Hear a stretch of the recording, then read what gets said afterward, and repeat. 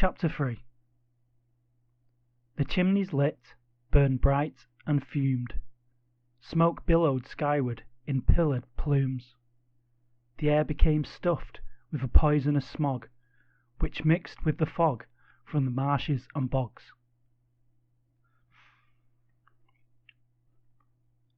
The town of Scruffyness was ever a busy place. Scruffs scuttled and bustled around, plotting and scheming, whilst going about their scandalous business. The most devious or enterprising became rich, storing their stashes in large huts, hovels, and houses. They built them around the town's central square, known as the Great Squidge, thus named due to its churned floor of thick sludge, which resembled a vast bubbling bog of nostril-sizzling stinks. So putrid and foul were the smells that they came to life and wandered around. The trash avalanche gushed into the squidge like a raging river, flushing the square with the festering flood. It spread out over the large square, eventually losing its momentum and coming to a halt. From the settled blanket of garbage poked parts of many scruffs, buried and wriggling, trying to escape.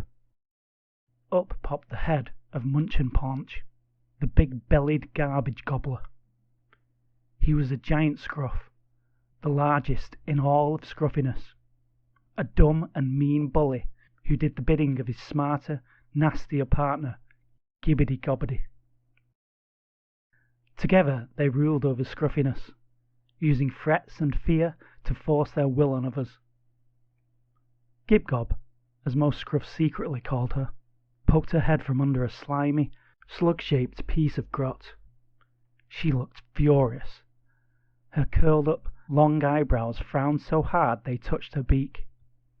Her nostrils flared, two gaping tunnels of snorting fury, filled with a thicket of black, wiry hairs and bright green, sticky bogies. The curly white wig upon her head, made from itskitch wool, was thoroughly soaked with Scrag's bin juice tonic. The brown juice trickled down her face and dripped off her hooked, crooked beak. "I'm wet, I'm drenched, I'm soaked to my skin," she screeched at Munch. He slowly gaped his large, fuzzy beak to speak, but was rudely interrupted.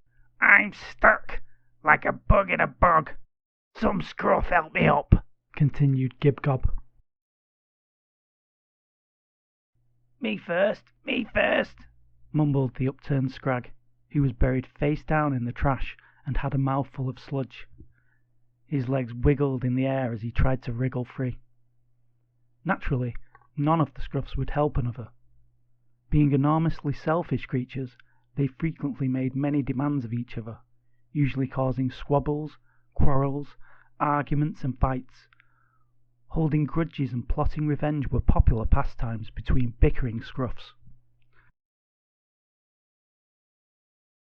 After some time they had all managed to squirm free, sitting around the tops of the various garbage heaps, which now covered the Great Squidge, wearing angry, puzzled expressions upon their faces. "What was that?" gurgled Munch in his low, rumbling voice. Gibgob raised a bony finger and pointed it at Scrag. "It was you, wasn't it? You did this," she hissed, whilst pointing towards the trash. Scrag stood up high on his toes and growled. Gibgob screeched back at him. They snarled at each other, posturing to fight at any moment. Just then, into the square scurried Tin Can Crud, a street trading scruff, who bought and sold all kinds of stuff and spied on everyone for Gibgob. He got his name from the crooked top hat he wore upon his head, which was made from an old, used tin can, slightly squashed, with a brim of weaved reeds, which were frayed and falling apart. "I saw it all, I did. Spied it with my own beady eyes," Tin Can exclaimed. Gibgob and Scrag began to scuffle, with their eyes closed and paws flailing wildly at the empty air before them. They both suddenly stopped and turned to look at Tin Can, who stood tall, with his arms behind his back, eyes closed, and smiling a toothy, smug grin. Well, are you going to tell us what you saw? Or are you just going to stand there with that stupid smirk on your clownish beak? Snarled Gibgob. Well, I don't works for free, does I? Replied Tin Can, who cocked his head back and held out his hand expectantly. Gibgob pouted and huffed, raising one of her carefully curled eyebrows. She held out her hand towards Munch, who was very busy tasting an interesting, sticky stain which clung to his fur, and clicked her claws. Munch opened his small, tightly fitting waistcoat and dipped a big, clumsy paw deep into the inside pocket. After wriggling it free from the tight pouch, he held out his huge, furry fist and slowly opened it. A green, visible stench rose from a large, rotting fish, which appeared small when sat in Munch's monstrous mitt. Suddenly, he tossed it high up into the air. It span once, twice, thrice, and finally dropped towards the leaping jaws of Tin Can, who dived mouth first into the path of his airborne supper. He froze in the air as the fish silently slid into his mouth and down his throat. As he landed, he barely made a splash, sinking deep into the garbage. After a brief moment of silence, he stuck his head up from below and belched a huge, rumbling and bubbling burp. He then raised a paw and pointed a yellow, filthy claw up above the town, towards the Scruffs wood, which gently swayed upon its mound. "Sprig!" he blurted, between belches. Gibgob blasted a steaming snort of scorn-filled air from her flared nostrils. She remembered the tales the old Scruffs would tell of the scary Sprig, a tree monster, who lurked in the deep, dark wood above the town, and gobbled up any scruff it found. Of course, none of this was true, yet the cowardly Scruffs had grown afraid of the woods. They imagined tall, monstrous shapes lurking in the shadows, with long, sharp claws and fiercely glowing eyes, forever glaring from the darkness. They heard haunting howls and babbling cries, which echoed up from deep, dank holes. It made their bones shiver and their skin crawl. "Look!" shouted Scrag, whilst pointing to the craggy cliff tops above the town.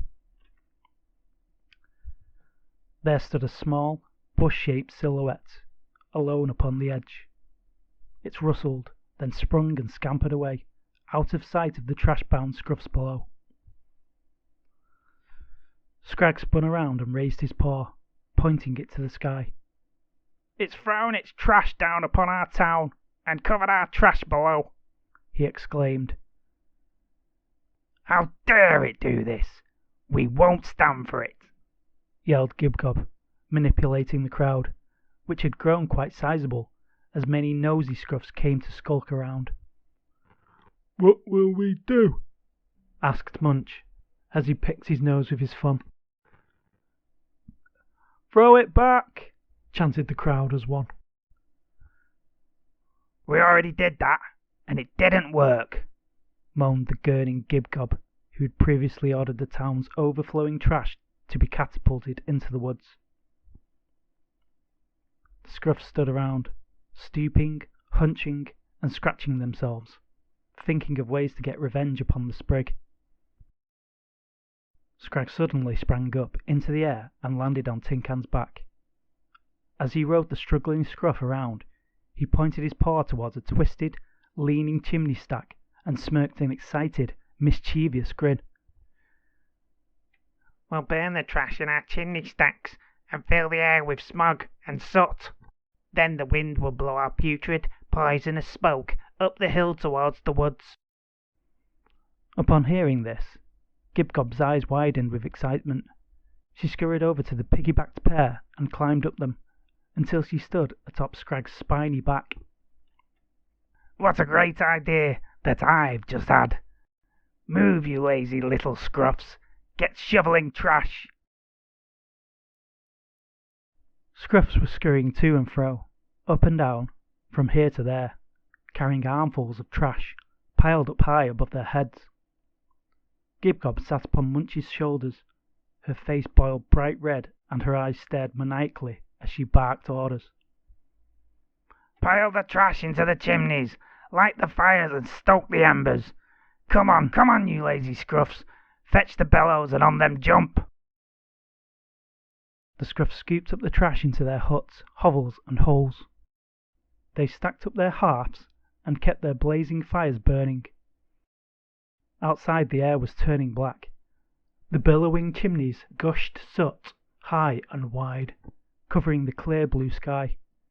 The heat from the fires made the Scruffs sweat, soaking them wet and adding to the foul stench which filled the air. The smog had drifted high into dark, ominous clouds, which blocked the sunlight from reaching the ground.